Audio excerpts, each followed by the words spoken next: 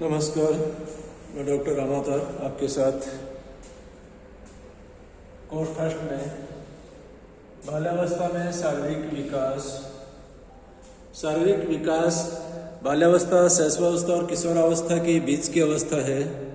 इस अवस्था में विकास की गति धीमी होती है, किंतु इसमें सारी शक्तियों का संगठन होता है। कॉल एंड ब्रूस ने बाल्यावस्था को जीवन का अनोखा काल कहा है। कॉल एंड ब्रूस वैज्ञानिक हुए हैं, मनोवैज्ञानिक हुए हैं, जिन्होंने बाल्यावस्था को जीवन का अनोखा काल कहा है, जिसको कोई समझ नहीं सकता। तो कॉल और ब्रूस ने बाल्यावस्था को अनोखा काल कहा है। प्रश्न यहाँ बनता है, जीवन का अनोखा काल है बाल्यावस्था, शैशवावस्था, किशोरावस्था, वयस्कावस्था या प्रौढ़ावस्था। तो ऐसी स्थिति में अनोखा काल बाल्यावस्था है मानवीय जीवन यात्रा में। मानवीय जीवन की बाल्यावस्था को अनोखा काल किसने कहा है? सिम्पसन एंड ब्लेयर ने, कॉल एंड ब्रूस ने और कुपुस्वामी ने। तो इस प्रकार से इसमें प्रश्न बनता है। तो अनोखा काल कहा है, इस काल में बालक को समझना कठिन होता है, क्योंकि बालक के शरीर और व्यवहार में शीघ्रता से अनोखे परिवर्तन होते हैं। 7 वर्ष की आयु में बालक का स्वभाव उग्र होता है। सामाजिक भावनाएं के उदय से पूर्व वह अकेलापन या उदासी, एकांत अनुभव करता है। बाल्यावस्था के द्वितीय चरण में वह रोमांचकारी कार्य करता है, नटखट कार्य करता है तथा नियमित व घिसे पीटे कार्यों से उसका मन नहीं लगता। ब्लेयर, सिम्पसन और जॉन्स मनोवैज्ञानिक हुए हैं। ब्लेयर, सिम्पसन एंड जॉन्स, उन्होंने बाल्यावस्था को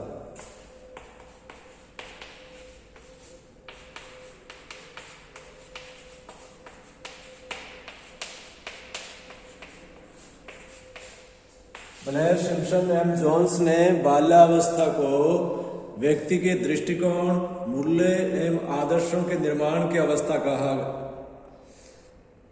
बाल्यावस्था में शारीरिक विकास, इस अवस्था में शैशवावस्था की अपेक्षा मोटाई कम हो जाती है, शरीर में पतलापन आ जाता है। बॉल्डविन के अनुसार, बॉल्डविन मनोवैज्ञानिक हुए हैं, तो बॉल्डविन के अनुसार क्या बताया है बॉल्डविन ने? बॉल्डविन के अनुसार जन्म के समय लंबाई 52 सेंटीमीटर, 5 वर्ष में 106 सेंटीमीटर और 9 वर्ष में 131 सेंटीमीटर होती है और 13 वर्ष में 151 सेंटीमीटर हो जाती है। तो ये बॉल्डविन ने लंबाई, क्योंकि शैशवावस्था में जो कैप्सूल अवस्था होती है, एकदम से बालक गोलमटोल होता है, उस अवस्था से आगे बढ़ते हुए जब बालक बाल्यावस्था में आता है, 5 से 10 या 5 से 11 वर्ष की अवस्था में आता है, तो उस अवस्था में कैसा होता है, वो जो मेजरमेंट पैमाना बॉल्डविन महोदय ने बताया है। क्या बताया है? जन्म के समय अमूमन लगभग लंबाई जिसको कह सकते हैं 52 सेंटीमीटर होती है। 5 वर्ष की अवस्था में ये 106 सेंटीमीटर हो जाती है, जो जन्म की अवस्था के लगभग दुगुनी है। 9 वर्ष में 131 सेंटीमीटर हो जाती है। यहाँ देखिए, 5 वर्ष से 9 वर्ष में बहुत तेज गति से लंबाई बढ़ी है सेंटीमीटर में, और 13 वर्ष में 151, यानी 9 से 13 वर्ष के जो 3-4 वर्ष हैं, इनमें लंबाई जो 151 सेंटीमीटर हो जाती है। क्रो एंड क्रो के अनुसार, उपनाम है उनके अनुसार, मनोवैज्ञानिक हुए हैं क्रो एंड क्रो। तो क्रो एंड क्रो ने क्या बताया है? बाल्यावस्था में शारीरिक विकास निम्न प्रकार से होता है। अब बाल्यावस्था में शारीरिक विकास, यहां बाहर वजन, तो बाल्यावस्था में 6 वर्ष की अवस्था में बालक का बाहर, जन्म के समय के बाहर का लगभग 7 गुना हो जाता है।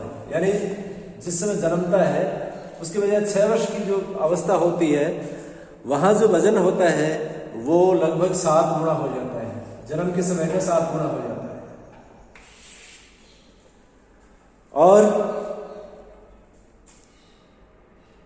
बाल्यावस्था में बालक के वजन में बाहर में पर्याप्त वृद्धि होती है। 12 वर्ष की अवस्था में या 12 वर्ष की आयु के अंत तक उसका जो वजन है 80-95 पाउंड हो जाता है। और 9 से 10 वर्ष की अवस्था तक बालकों का वजन बालिकाओं से अधिक हो जाता है। इस आयु के बाद बालिकाओं का भार अधिक होना आरंभ हो जाता है। ये अवस्थाएं होती बालक और बालकों में जो है अलग अलग इस परिवर्तन आते हैं बाल्यावस्था में। तो 9-10 वर्ष की अवस्था में बालकों का वजन जो है बालिकाओं से अधिक होता है, लेकिन इसके ठीक आगे बालिकाओं का वजन ज़्यादा बढ़ना शुरू हो जाता है। तो बाल्यावस्था में बालक बालिकाओं में भी जो समटाइम्स लक्षण जो है शारीरिक रूप से या वजन के आधार पर अलग अलग होते हैं। लंबाई, तो हाइट जो होती है बालकों में बाल्यावस्था में 6 से 12 वर्ष की आयु तक लंबाई कम ही होती है, बहुत कम बढ़ती है।